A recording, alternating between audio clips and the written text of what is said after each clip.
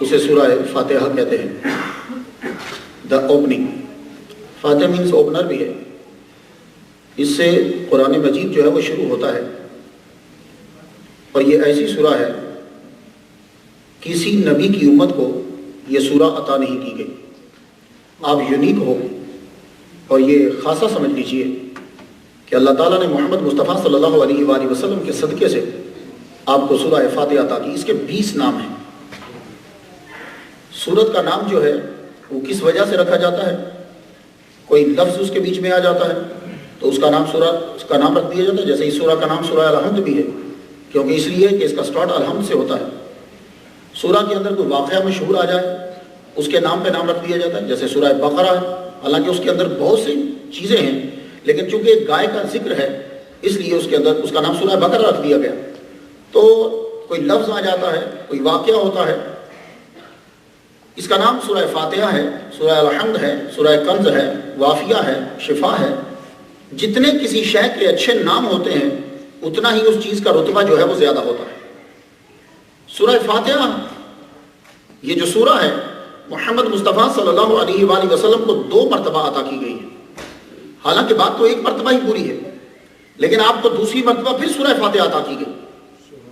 یہ 2 مرتبہ اس کا عطا کرنا، اس کا نزول جو ہے یہ بتاتا ہے کہ بڑی اہم چیز ہے. اور اللہ تعالیٰ نے 7 مثانی کا تذکرہ جو ہے وہ قرآن مجید کے اندر کیا کہ ہم نے تمہیں عطا کی.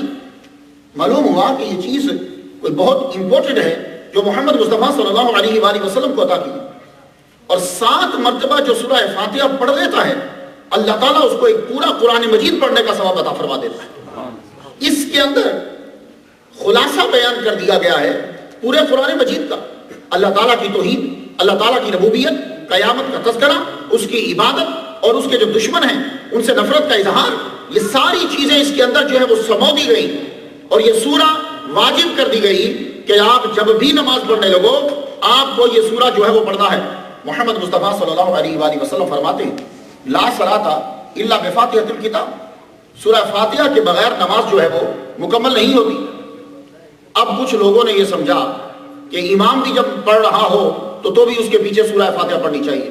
نہیں، جب امام صاحب آپ کو نماز پڑھا رہے ہیں پھر آپ ان کے پیچھے خاموش ہو جائیں گے، پھر آپ ان کے پیچھے سورہ فاتحہ نہیں پڑھیں گے. When Imam is leading in prayer, you are offering the namaz behind Imam Sahib. So you cannot recite anything from Quran Majid because Allah Ta'ala said in Quran Majid, إِذَا قُرِئَ الْقُرْآنُ فَاسْتَمِعُوا لَهُ وَأَنصِتُوا لَعَلَّكُمْ تُرْحَمُونَ. When Quran is read by Imam Sahib, be quiet and listen carefully.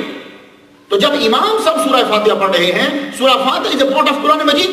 When Imam Sahib is reciting the Quran, you cannot recite behind Imam Sahib. If you are reciting namaz, if you are offering namaz alone, then it is a wajib. You recite Surah Fatiha. At that time you are offering namaz alone. But when you are behind Imam Sahib, then you cannot recite Surah Fatiha. Be quiet and listen carefully what Imam Sahib is reciting. تو جب امام صاحب پڑھا رہے ہیں تو پھر آپ ان کے پیچھے چپ کر جائیں گے، پھر آپ نہیں پڑھیں گے. کیوں؟ اس لیے کہ قرآن مجید میں یہ آرڈر ہے کہ جب قرآن پڑھا جا رہا ہو تو پھر اس کو خاموشی سے جو ہے وہ سنیے. امام ہمارے نبی محمد مصطفیٰ صلی اللہ علیہ وآلہ وسلم آپ نے معراج کی رات امامت کروائی ہے. سارے نبیوں نے ہمارے نبی صلی اللہ علیہ وسلم کے پیچھے نماز پڑھی. ایک کتاب کے اندر میں پڑھتا ہوں کہ حضور صلی اللہ علیہ وآلہ وسلم recited in first rakah Qul Ya Ayyuhal Kafirun and in second rakah Qul Huwallah when Muhammad صلی اللہ علیہ وسلم was going to visit the Hammam. So in Jerusalem, in Masjid Aqsa, Muhammad Mustafa sallallahu alaihi wasallam led in prayer, and all prophets offered a namaz behind Muhammad Mustafa sallallahu alaihi wasallam, and no one recited Surah Fatiha behind Muhammad Mustafa sallallahu alaihi wasallam. So it means Surah Fatiha is not wajib for muqtadi. If you find the Imam Sahib in ruku, if you found the Imam in ruku, your rakat is complete. Your rakat is counted. Your rakat is complete. It means Surah Al-Fatiha, recitation of the Surah Al-Fatiha, if you are behind the Imam Sahib, is not a wajib. تو جب امام کو تم رکوع میں پاتے ہو تو اس وقت تم لوگوں کے اوپر لازم نہیں ہے، تمہاری رکعت کاؤنٹ ہوگی. آپ دیکھیں نا امام صاحب رکوع کے اندر ہیں، آپ دوڑتے ہوئے آئے، آتے ساری آپ نے امام صاحب کو پا لیا. جب رکوع کے اندر پا لیا تو اب آپ کی رکعت مکمل ہو گئی، آپ نے اس کو کاؤنٹ کرا ہے. کیوں؟ اگر سورۃ فاتحہ لازمی ہوتی تو پھر اس بندے کی رکعت نہیں ہونی چاہیے جس بندے نے امام کو رکوع میں پایا ہے. تو کچھ لوگ تو ابھی ایک اور بات، میں نے جب ہم کبھی نماز نہیں پڑھا رہے ہوتے تو امام صاحب سجدے میں ہونا تو بندہ ادھر سے آتا ہے اور آگے کھڑا ہو جاتا ہے، ویٹ کرتا ہے امام سجدے سے اٹھے پھر میں امام کے ساتھ ملوں. وہ سمجھتا ہے کہ میں امام کے پیچھے اگر سجدہ کروں گا تو یہ فضول ہو جائے گا، وہ امام کے ساتھ ملتا ہی نہیں ہے، بندہ کھڑا رہتا ہے، ویٹ کرتا رہتا ہے کہ یہ کھڑا ہو تو تب جا کے میں امام سے نہیں. امام صاحب جہاں تمہیں مل جائے فوراً امام کے ساتھ مل جاؤ. ہو سکتا ہے کہ جس سجدے کو چھوڑ رہے ہو وہی سجدہ امام کا قبول ہو رہا ہو. تو اس لیے میں اکثر بندوں کو دیکھا امام سجدے میں ہے کہ یار چھوڑ پڑے، اب سجدے میں اس کو نیچے جائیں گے، رکعت تو ہونی نہیں مکمل، چھوڑ اس کو اوپر آنے دے، جب اوپر آئے گا تو پھر ملیں گے. تو وہ بھی صحیح نہیں ہے. اور اکثر تراویح کے اندر ہم نے دیکھا تراویح میں کیا ہوتا ہے، پیچھے بیٹھے گپے ہانکتے رہیں گے، لگاتے رہیں گے. جوں ہی امام رکوع میں گیا تراویح میں پیچھے سے دوڑے نکر سے ایسی سپیڈ کے ساتھ اللہ اکبر ڈال نیچے، وہ پوری رکعت ہی نہیں ہوئی. کیوں؟ اس لیے کہ وہ بندہ کھڑا ہی نہیں ہوا. اور یہ کھڑا ہونا بھی ضروری ہے. جب آپ آؤ اللہ اکبر، آپ سبحان اللہ سبحان اللہ سبحان اللہ اتنی مقدار آپ کو کھڑا ہونا فرض ہے. اس کے بعد جا کے اس کو رکوع میں پاؤ. تو اگر آپ نے یہ اتنا کھڑا نہیں ہوئے ادھر سے اسٹارٹ لے لیا، کئی بندے تو ادھر سے اسٹارٹ لے رہے، ادھر نیچے فل کھڑا ہی نہیں ہوا تاکہ امام کو جب ملے تو میں ڈائریکٹ رکوع کے اندر ہی چلا جاؤں. وہ نماز اور رکعت پوری نہیں ہوئی.